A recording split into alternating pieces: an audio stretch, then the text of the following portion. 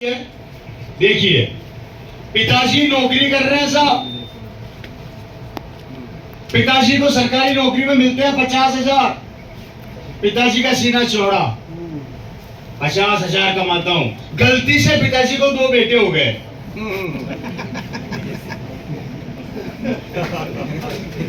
क्या हो गए? गलती से पिताजी को 2 बेटे हो गए।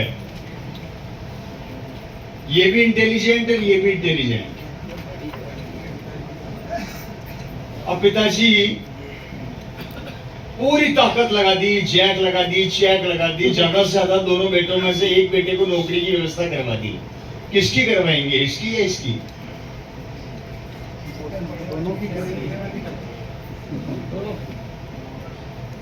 आंकड़े बताते हैं एक फादर एक समय के अंदर अपनी पूरी पावर लगा के एक आदमी को सरकारी नौकरी दिलवा सकता है, अगर वो अप्रोचेबल है तो। और नहीं है तो कुछ भी नहीं दिलवा सकता। Right sir? मैं आज उल्टे तरीके से ले रहा हूं, वैसे तो प्रैक्टिकली संभव नहीं है ये, लेकिन मैं फिर भी ले रहा हूं। क्या आपके में से कई लोग ये सोचते हैं कि हम तो करवा देंगे, हम तो तुर्रम खा है। क्या है हम? उस तुर्रम खा को पकड़ रहा हूं आज।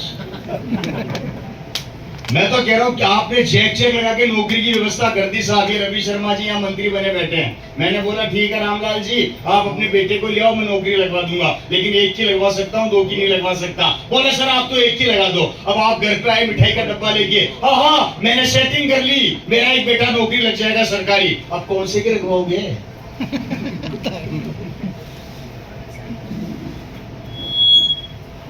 किसके लगवाओगे, चुन्नू की या मुन्नू की?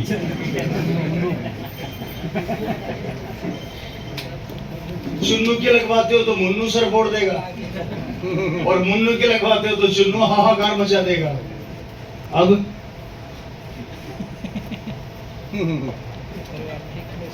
फंस गए पापा, फंस गए ना? अब क्या करोगे बताओ मेरे को।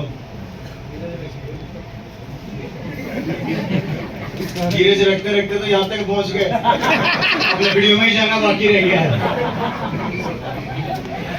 ये बड़ा खूबसूरत शब्द है हमारे पास, धीरज रखो। सब्र का फल मीठा होता है, ज्यादा सब्र करेगा तो सड़ भी जाता है। आई बात समझ रहे?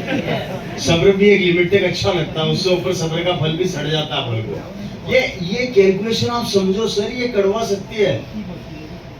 कैसे सरवाइव करेंगे ये बच्चे? Right sir? आप इसको नहीं लगा सकते, इसको नहीं लगा सकते, चलिए तो नौकरी खत्म, अब आप कर ही नहीं सकते। इसकी लगा दी तो इसकी बीवी खून पी जाएगी, इसकी लगा दी तो इसकी बीवी खून पी जाएगी, और परिवार अलग। जिस परिवार को आप बांध कर चलना चाहते थे, आज वो परिवार के टुकड़े होने से आप रोक ही नहीं सकते। सही बात। अब रोक के बता दो मेरे को।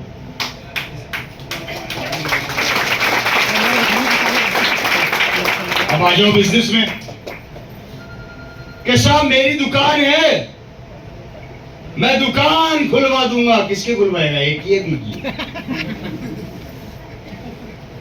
अरे मैं इस बच्चे की खुलवा दूंगा, इसके नाम कर दूंगा, 50 साल से दुकान कर रहा हूं, और दूसरे को नई दुकान खुलवाऊंगा। तो दूसरा हाथों हाथ बोलेगा पापा नई दुकान मुझे क्यों खुलवाओगे, मेरा धंधा तो बाद में सेट होगा, उसको बनाया दे रहे हो। ये लो लड़ाई फिर चलो। अब कैसे रोकोगे इस कलेश को?